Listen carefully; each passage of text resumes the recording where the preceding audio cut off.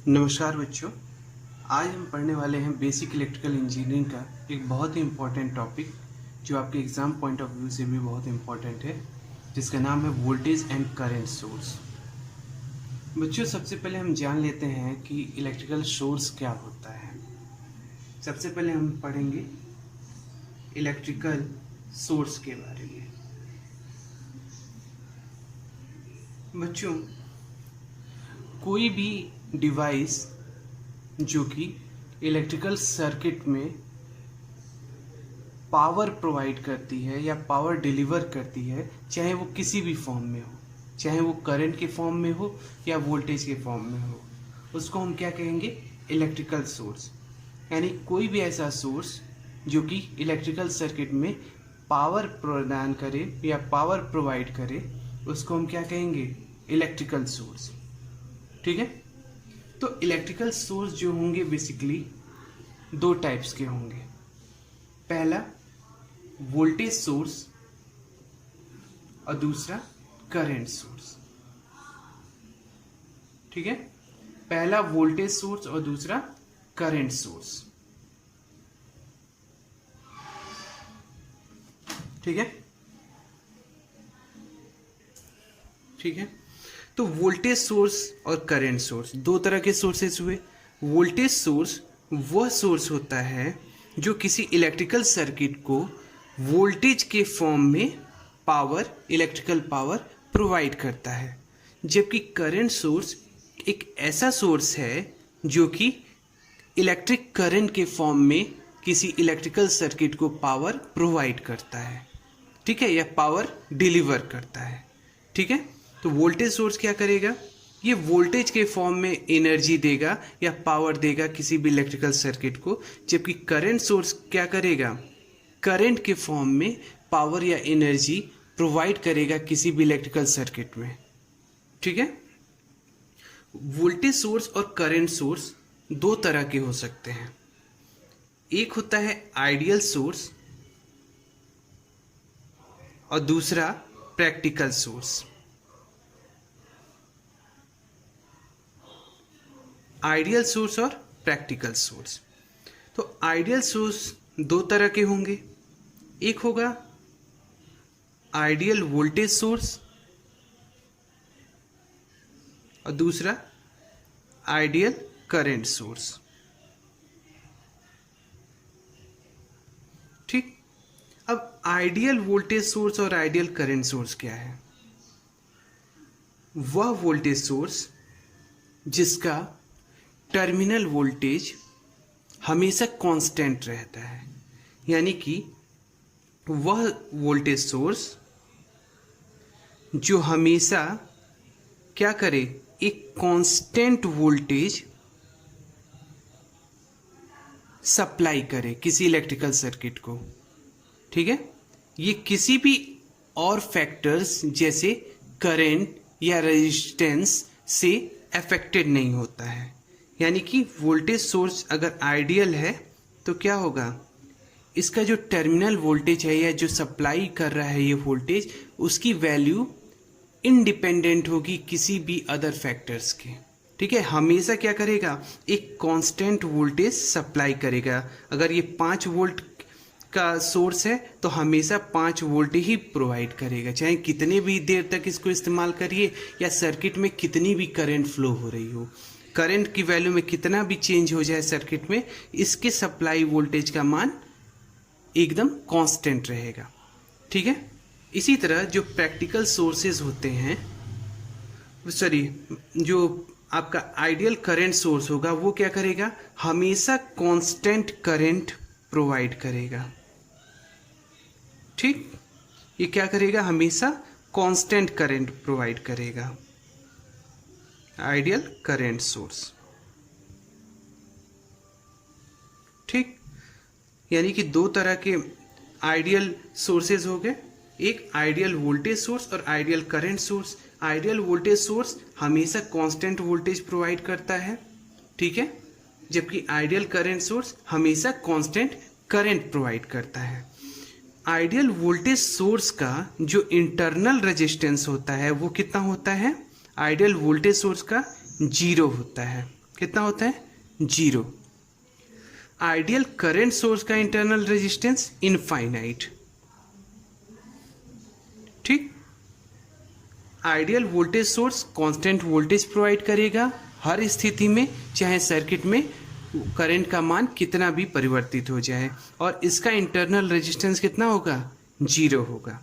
Ideal current source जो है वो क्या करेगा? हर स्थिति में कांस्टेंट करंट प्रोवाइड करेगा, भले ही इसका टर्मिनल वोल्टेज कितना भी बढ़ जाए या कितना भी घट जाए, यानी इसके क्रॉस वोल्टेज कितना भी चेंज हो जाए, ये हमेशा कांस्टेंट करंट प्रोवाइड करेगा। इसका जो इंटरनल रेजिस्टेंस होता है वो इनफाइनाइट होता है। ठीक है। इसीलिए जब हम थेवेनिन्स थ्योरम पढ़ते हैं तो हम क्या करते हैं, जो वोल्टेज सोर्स होता है उसके इंटरनल रेजिस्टेंस को शॉर्ट सर्किट से रिप्लेस करते हैं, क्योंकि शॉर्ट सर्किट का रेजिस्टेंस कितना होता है? 0 होता है, जबकि करंट सोर्स का इंटरनल रेजिस्टेंस इनफाइनाइट होता है, इसीलिए उसको ओपन सर्किट से रिप्लेस करते हैं। ठीक। अब सिंबल देख लेते हैं। आइडियल वोल्टेज सोर्स के जो सिंबल होते हैं, बेसिकली ये हमारा आइडियल वोल्टेज सोर्स का सिंबल है, ये प्लस और माइनस। ठीक है।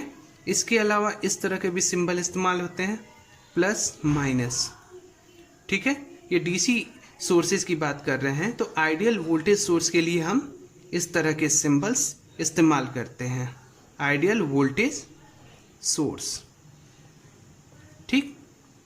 जबकि आइडियल करंट सोर्स के लिए हम इस तरह का सिंबल यूज करते हैं। ये है आइडियल करंट सोर्स का सिंबल।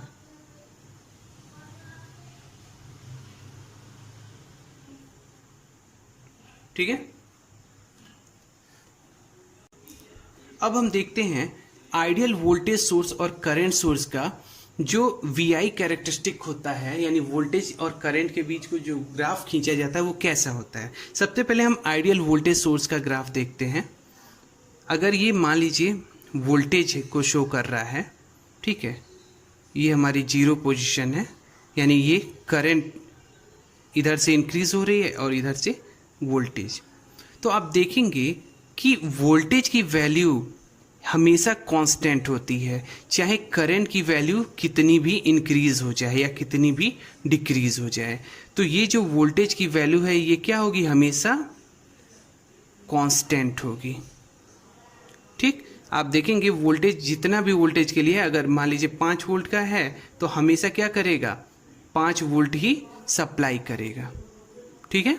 तो ये हमारा आइडियल वोल्टेज सोर्स का VI कैरेक्टरिस्टिक हो गया। हमेशा ये दूरी क्या होगी? हर जगह बराबर होगी। ठीक। ये आइडियल वोल्टेज सोर्स के लिए हो गया।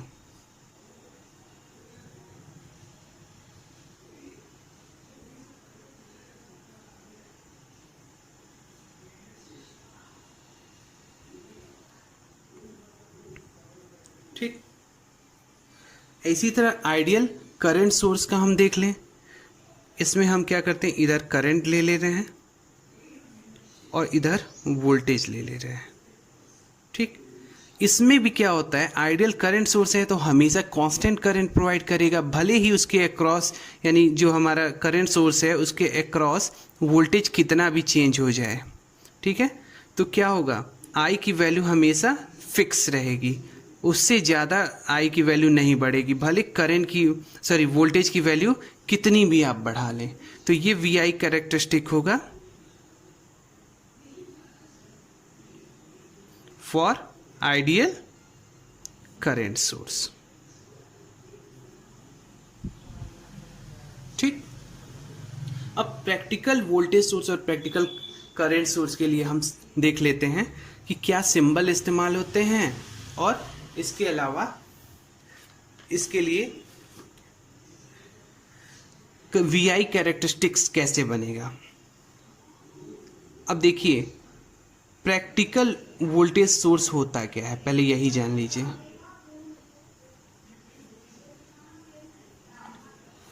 प्रैक्टिकल सोर्सेज भी 2 टाइप्स के होते हैं, प्रैक्टिकल वोल्टेज सोर्स और प्रैक्टिकल करंट सोर्स। ठीक, तो हम इसमें से सबसे पहले प्रैक्टिकल वोल्टेज सोर्स के बारे में पढ़ेंगे। देखिए, प्रैक्टिकल वोल्टेज सोर्स क्या होता है, इसका इंटरनल रेजिस्टेंस जीरो नहीं होता है। ठीक है, यानी इसका कुछ ना कुछ इंटरनल रेजिस्टेंस हमेशा होगा, वो बहुत कम होगा लेकिन होगा जरूर। ठीक है, इसकी वजह से क्या होगा कि जब वोल्टेज सोर्स जिस भी सर्किट में लगा हुआ है, अगर उसमें करंट की वैल्यू चेंज होती है तो रेजिस्टेंस की उपस्थिति के कारण कुछ वोल्टेज ड्रॉप होता है। ठीक है, इसकी वजह से वोल्टेज सोर्स का जो टर्मिनल वोल्टेज है वो करंट के बढ़ने के साथ साथ डिक्रीज होता है। ठीक है, तो प्रैक्टिकल वोल्टेज सोर्स क्या होता है? प्रैक्टिकल वोल्टेज सोर्स ऐसा वोल्टेज सोर्स है जिसके सप्लाई वोल्टेज का मान करंट में परिवर्तन के साथ साथ डिक्रीज होता है। ठीक है, यानी ये कांस्टेंट वोल्टेज हमेशा सप्लाई नहीं करता है। सर्किट के पैरामीटर्स में चेंज होने पर इसका जो टर्मिनल वोल्टेज है वो परिवर्तित हो जाता है। ठीक है, वे वोल्टेज सोर्स जिनका कुछ इंटरनल रेजिस्टेंस होता है वो क्या कहलाते हैं? प्रैक्टिकल वोल्टेज सोर्स कहलाते हैं। तो इसका सिंबल देख लीजिए।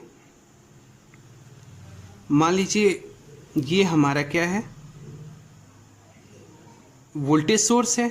अगर इसके सीरीज में एक रेजिस्टेंस लगा दिया जाए R, इस नॉर्मली इसके इंटरनल रेजिस्टेंस को स्मॉल r से रिप्रेजेंट करते हैं, तो ये क्या हो जाएगा? प्रैक्टिकल वोल्टेज सोर्स हो जाएगा। जो रेजिस्टेंस लगेगा वो हमेशा वोल्टेज सोर्स के सीरीज में लगेगा।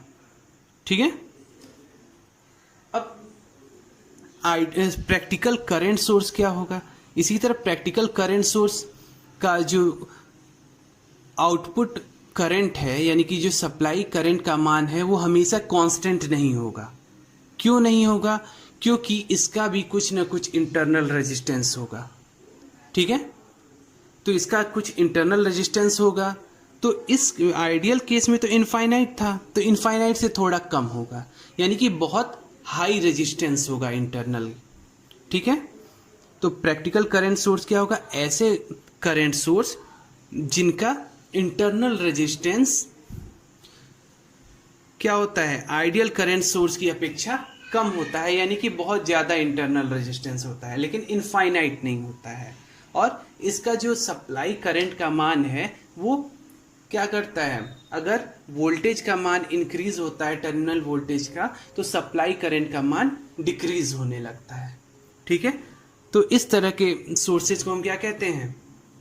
आइडियल करंट सोर्स कहते, सॉरी प्रैक्टिकल करंट सोर्स कहते हैं।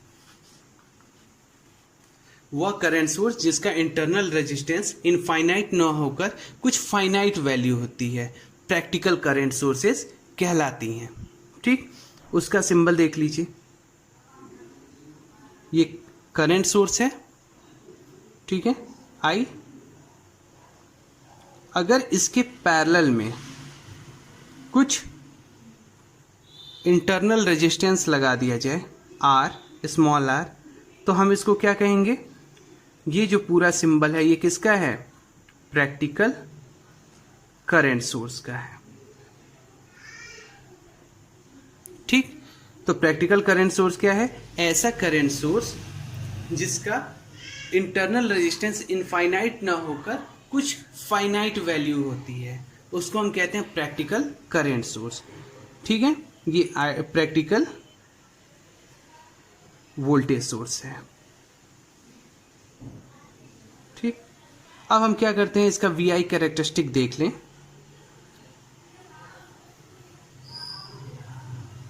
ये है वोल्टेज सोर्स के लिए, प्रैक्टिकल वोल्टेज सोर्स के लिए ये करंट का मान इधर के साइड में इंक्रीज हो रहा है। अगर इधर करंट का मान इंक्रीज हो रहा है तो हम आइडियल कंडीशन लेंगे तो इस तरह का हमारा ग्राफ बनेगा। लेकिन प्रैक्टिकल में क्या होगा? ये डिक्रीजिंग ऑर्डर में होगा, यानी कि करंट का मान बढ़ने के साथ साथ वोल्टेज जो है, टर्मिनल वोल्टेज वोल्टेज सोर्स का, वो डिक्रीज होगा। ठीक, इसी तरह प्रैक्टिकल करंट सोर्स का अगर हम बनाएं तो ये अगर वोल्टेज है और इस डायरेक्शन में इंक्रीज हो रहा है तो करंट का मान आइडियली तो कांस्टेंट होना चाहिए, लेकिन प्रैक्टिकली क्या होगा? हल्का हल्का डिक्रीज होता जाएगा। ठीक है, तो ये हमारा जो है ये प्रैक्टिकल करंट सोर्स का VI कैरेक्टरिस्टिक है और ये प्रैक्टिकल वोल्टेज सोर्स का। ठीक, तो हमने अभी तक क्या पढ़ा? इलेक्ट्रिकल सोर्सेस दो टाइप्स के होते हैं, वोल्टेज सोर्स और करंट सोर्स। वोल्टेज सोर्स जो होता है दो तरह का होता है, आइडियल वोल्टेज सोर्स और practical voltage source. Current source भी दो तरह का होता है, आइडियल करंट सोर्स और प्रैक्टिकल करंट सोर्स। ठीक, आइडियल वोल्टेज सोर्स का इंटरनल रेजिस्टेंस 0 होता है और ये हमेशा कांस्टेंट वोल्टेज सप्लाई करता है। आइडियल करंट सोर्स हमेशा कांस्टेंट करंट प्रोवाइड करता है और इसका इंटरनल रेजिस्टेंस इनफाइनाइट होता है। प्रैक्टिकल वोल्टेज सोर्स क्या होता है? प्रैक्टिकल वोल्टेज सोर्स ऐसा वोल्टेज सोर्स होता है जिसका टर्मिनल वोल्टेज हमेशा कांस्टेंट नहीं होता है। सर्किट में करंट का मान परिवर्तित होने पर इसका टर्मिनल वोल्टेज भी परिवर्तित हो जाता है। ठीक है, आइडियल प्रैक्टिकल करंट सोर्स क्या होता है? इसका इंटरनल रेजिस्टेंस इनफाइनाइट ना होकर कुछ फाइनाइट वैल्यू होती है। इसकी वजह से इसमें भी क्या होता है, कुछ ना कुछ करंट का डिके होता है जब इसका टर्मिनल वोल्टेज चेंज होता है। तो आप देखेंगे कि जब टर्मिनल वोल्टेज इंक्रीज होगा तो आइडियल करंट सोर्स का जो करंट सप्लाई कर रहा है उसका मान भी डिक्रीज होगा। तो ये चीज़ें हमने पढ़ी वोल्टेज और करंट सोर्स के बारे में। तो हमने एक तरह से क्लासिफाई किया था इसको आइडियल सोर्स और प्रैक्टिकल सोर्स के टर्म में। एक और तरीके से हम इसको क्लासिफाई कर सकते हैं, वो हम अब आगे पढ़ेंगे। जो नेक्स्ट क्लासिफिकेशन है वोल्टेज और करंट सोर्सेज का, वो क्या है? डिपेंडेंट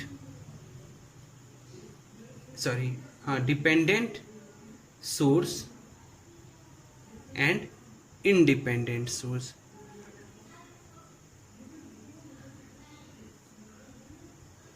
ठीक है, डिपेंडेंट सोर्स एक होता है और एक इंडिपेंडेंट। ठीक, तो डिपेंडेंट मतलब किसी पे आश्रित होना, इंडिपेंडेंट का मतलब किसी पे आश्रित ना होना। ठीक, तो सबसे पहले हम पढ़ते हैं इंडिपेंडेंट सोर्सेज के बारे में कि इंडिपेंडेंट सोर्स क्या होते हैं। ये भी दो तरह के होंगे,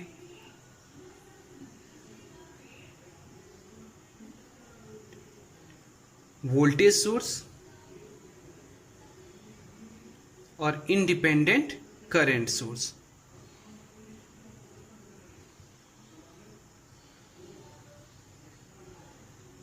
ठीक, तो इंडिपेंडेंट वोल्टेज सोर्स क्या है? इंडिपेंडेंट वोल्टेज सोर्स वे वोल्टेज सोर्स हैं जिन पर सर्किट के करंट अथवा वोल्टेज का कोई प्रभाव नहीं पड़ता। ठीक है, इंडिपेंडेंट वोल्टेज सोर्स क्या है? वो वोल्टेज सोर्स जिन पर सर्किट के पैरामीटर्स का कोई प्रभाव नहीं पड़ता, अदर पैरामीटर्स, यानी कि सर्किट में कोई और करंट हो, कोई और वोल्टेज हो, उसका कोई प्रभाव नहीं पड़ेगा इसके सप्लाई वोल्टेज पर, तो हम उसको क्या कहेंगे? इंडिपेंडेंट वोल्टेज सोर्स कहेंगे। ठीक है, इसका एकमात्र एग्जाम्पल होता है आइडियल वोल्टेज सोर्स। ठीक, आइडियल वोल्टेज सोर्स एक एग्जाम्पल होता है इंडिपेंडेंट वोल्टेज सोर्स का। इसी तरह इंडिपेंडेंट करंट सोर्स क्या होगा? वे करंट सोर्स जिन पर सर्किट के करंट अथवा वोल्टेज का कोई प्रभाव नहीं पड़ता है, इंडिपेंडेंट करंट सोर्स कहलाते हैं। ठीक है, यानी सर्किट में करंट या वोल्टेज में कोई भी परिवर्तन हो, कहीं भी कोई परिवर्तन हो, इसके करंट के मान में, सप्लाई करंट के मान में कोई परिवर्तन नहीं होगा, तो वो क्या कहेगा? इंडिपेंडेंट करंट सोर्स कहलाएगा। इसका एग्जाम्पल क्या है? Ideal current source. ठीक, यानी कि ideal voltage source independent voltage source है, इसी तरह ideal current source independent current source है। ठीक, तो हमने एक पार्ट तो इसका पढ़ लिया। और डिपेंडेंट भी दो टाइप के हो जाएंगे, सीधी सी बात है। जैसे इंडिपेंडेंट दो टाइप्स के हैं, डिपेंडेंट सोर्स भी होंगे। एक वोल्टेज सोर्स होगा और एक करंट सोर्स होगा। ठीक, डिपेंडेंट वोल्टेज सोर्स। सबसे पहले इसके बारे में पढ़ते हैं, क्योंकि हमने आइडियल वोल्टेज सोर्स और आइडियल करंट सोर्स के बारे में तो ऑलरेडी पढ़ लिया है। ठीक, तो देखिए डिपेंडेंट वोल्टेज सोर्स क्या होता है। डिपेंडेंट वोल्टेज सोर्स वे वोल्टेज सोर्स होते हैं जिनका सप्लाई वोल्टेज सर्किट करंट या वोल्टेज पर निर्भर करता है, डिपेंडेंट वोल्टेज सोर्स कहलाता है। यानी वे वोल्टेज सोर्स जिनका सप्लाई वोल्टेज सर्किट करंट या वोल्टेज पर डिपेंड करता है, डिपेंडेंट वोल्टेज सोर्स कहलाता है। ठीक, कोई ऐसा वोल्टेज सोर्स लिया जाए, नॉर्मली प्रैक्टिकल सोर्सेज की ही हम बात कर रहे हैं, ठीक है। तो अगर वोल्टेज सोर्स का जो वोल्टेज है, सप्लाई वोल्टेज, वो वोल्टेज के ऊपर भी डिपेंड कर सकता है। यानी कि सर्किट में मान लीजिए एक सोर्स लगा है, ठीक, इस तरह का सोर्स लगा है और इसी सर्किट में कोई और वोल्टेज सोर्स लगा है। अगर इसके वोल्टेज की वजह से इसका वोल्टेज परिवर्तित हो जा रहा है तो ये क्या होगा, सीधी सी बात है, डिपेंडेंट होगा किसी और पर। ठीक, तो डिपेंडेंट वोल्टेज सोर्स क्या होगा, वे वोल्टेज सोर्स जिनका सप्लाई वोल्टेज सर्किट करंट या वोल्टेज पर निर्भर करता है, डिपेंडेंट वोल्टेज सोर्स कहलाता है। यानी कि डिपेंडेंट वोल्टेज सोर्स भी दो तरह के होंगे। एक होगा वोल्टेज डिपेंडेंट वोल्टेज सोर्स और दूसरा होगा करंट डिपेंडेंट वोल्टेज सोर्स। ठीक, यानी कि सर्किट के वोल्टेज की वजह से इसका वोल्टेज परिवर्तित हो रहा है तो वोल्टेज डिपेंडेंट वोल्टेज सोर्स। अगर सर्किट के करंट की वजह से इसका वोल्टेज परिवर्तित हो रहा है तो वो क्या होगा, करंट डिपेंडेंट वोल्टेज सोर्स। ठीक, अब दोनों के सिंबल्स देख लेते हैं। सबसे पहले वोल्टेज सोर्स का सिंबल बनाएंगे। अगर ये आपका इस शेप में है, ठीक है, तो हम इसको क्या कहेंगे, डिपेंडेंट सोर्स कहेंगे। ठीक, अगर वोल्टेज की वजह से ये परिवर्तित हो रहा है तो हम क्या कहेंगे इसको, वोल्टेज डिपेंडेंट वोल्टेज सोर्स। यहाँ पे Vs यानी कोई सोर्स, अदर सोर्स वोल्टेज होगा, उसकी वजह से इसकी वैल्यू परिवर्तित होगी। ए जो है ये वेरिएबल है, Vs क्या होगा, इसमें कांस्टेंट होगा। ठीक, अगर करंट की वजह से परिवर्तित हो रहा है तो इसका सिंबल कैसे बनेगा, यहाँ पे मान लीजिए B कोई वैल्यू है और इसकी वैल्यू Is है। ठीक, ये सोर्स करंट है तो Is और B कोई हमारा वेरिएबल है। ठीक है, तो ये हमारा हो गया वोल्टेज डिपेंडेंट वोल्टेज सोर्स के लिए और ये है करंट डिपेंडेंट वोल्टेज सोर्स के लिए। ठीक, अब देखिए हमने पढ़ लिया डिपेंडेंट वोल्टेज सोर्स के बारे में, अब डिपेंडेंट करंट सोर्स के बारे में पढ़ेंगे। ठीक, तो डिपेंडेंट करंट सोर्स क्या होता है।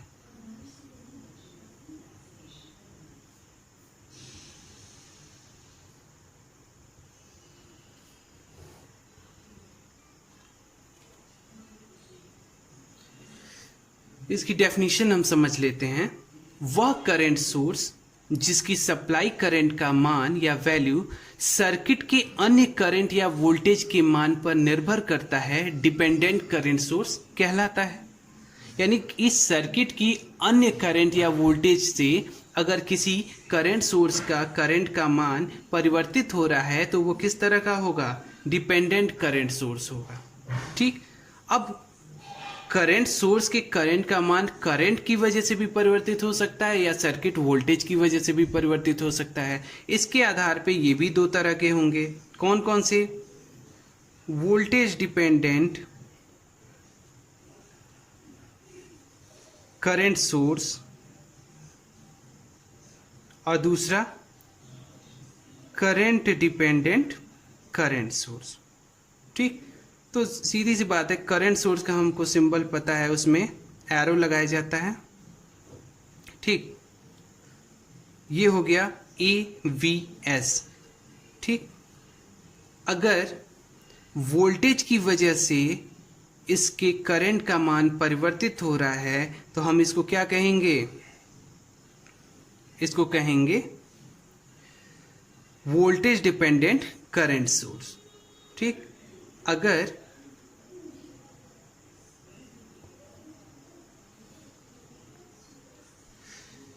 करंट की वजह से इसका मान परिवर्तित हो रहा है तो हम इसको क्या कहेंगे, करंट डिपेंडेंट करंट सोर्स।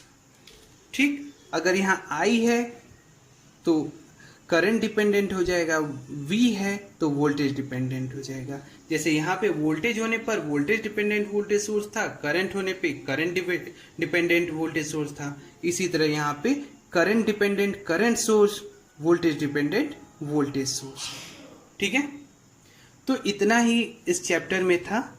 ये सारे जो क्वेश्चंस या ये सारे टॉपिक्स जो आपने अभी तक पढ़े हैं इस चैप्टर में, ये आपके जो सेमेस्टर एग्ज़ाम होने वाला है, जो कि बेसिकली आपका ऑब्जेक्टिव टाइप क्वेश्चंस का होगा, उसके लिए बहुत इम्पोर्टेंट है।